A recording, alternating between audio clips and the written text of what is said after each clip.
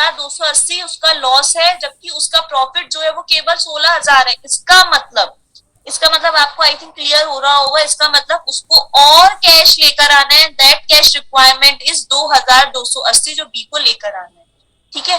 Firm उसका profit कितना था 16,000, उसका लॉस कितना था, लॉस कैसे कह रही हूँ मैं, अगर डेबिट साइड है तो लॉस कह रही हूँ, अगर क्रेडिट साइड है तो प्रॉफिट कह रही हूँ।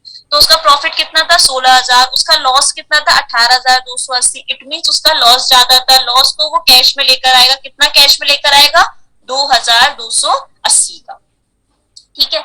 और अगर आप किसको टोटल करोगे, ए को हमें इतना प्रॉफिट था, उसका लॉस कितना था इतना था, जरा टोटल करोगे तो आपको लगेगा उसका प्रॉफिट ज्यादा है। It means he will not bring the cash बल्कि he will take back the cash, है ना। वो अपने कैश को वापस ले जाएगा, जो भी एक्स्ट्रा उसका एक्सेस आ रहा है। तो वो कितना ले जा रहा है 31,880 वो ले जा रहा है सारे खर्चों को फर्म को देने के बाद। I think this is clear to all of you और नॉट।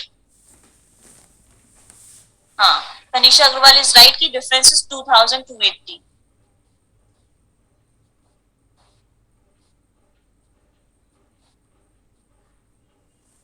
ठीक है, सबको क्लियर होना चाहिए ये चीज। अब अब अब सबसे बड़ी बात, अब यहाँ कोई बैलेंस शीट बनाने की तो बात ही नहीं होती। जब फर्म ही डिसॉल्व हो गई तो बैलेंस शीट किसके लिए बनाएंगे, कोई तीसरे पर्सन के लिए बनाएंगे, या जो इस डिसोल्यूशन ऑफ फर्म का तमाशा देख रहे होंगे उन लोगों के लिए बनाएंगे? नहीं, हम यहाँ बैलेंस शीट का बिल्कुल फॉर्मेशन नहीं करते हैं। There is no requirement of making the balance sheet.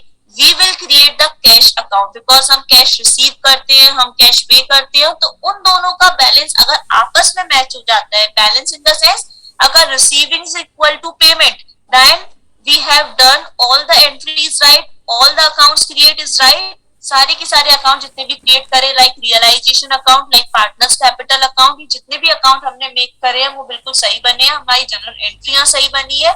इस कब, जब हमारा कैश अकाउंट आपस में, यानी कि उसकी डेबिट और क्रेडिट साइड आपस में मैच हो जाती है। It means all the accounts created by us is correct. ठीक है, देखते हैं एक बार। देखो कैश अकाउंट में क्या है, आई थिंक टाइम। देखो कैश अकाउंट में क्या है, सबसे पहले क्या करोगे, टू बैलेंस बीडी।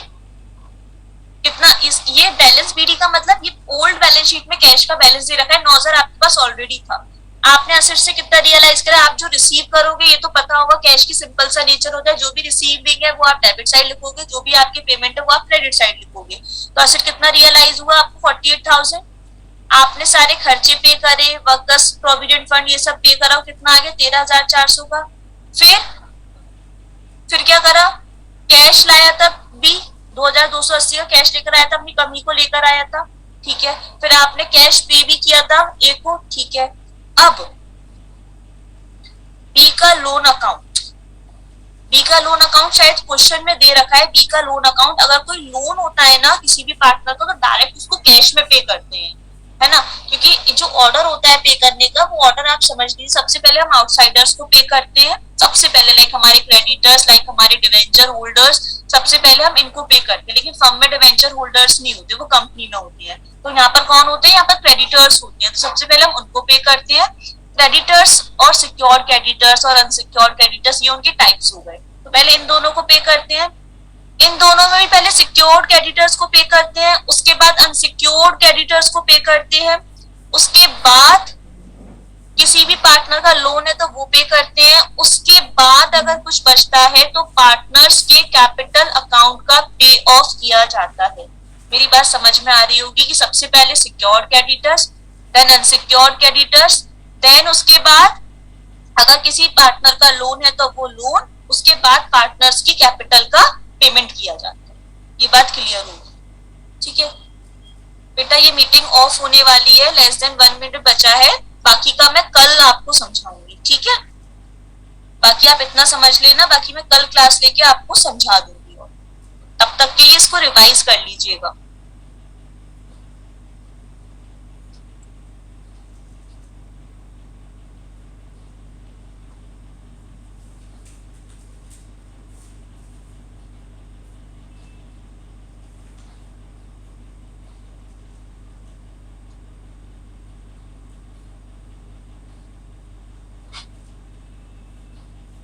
देखो ये दे रखा है बी का लोन अकाउंट 14,000, तो ये डायरेक्ट पे ऑफ करते हैं।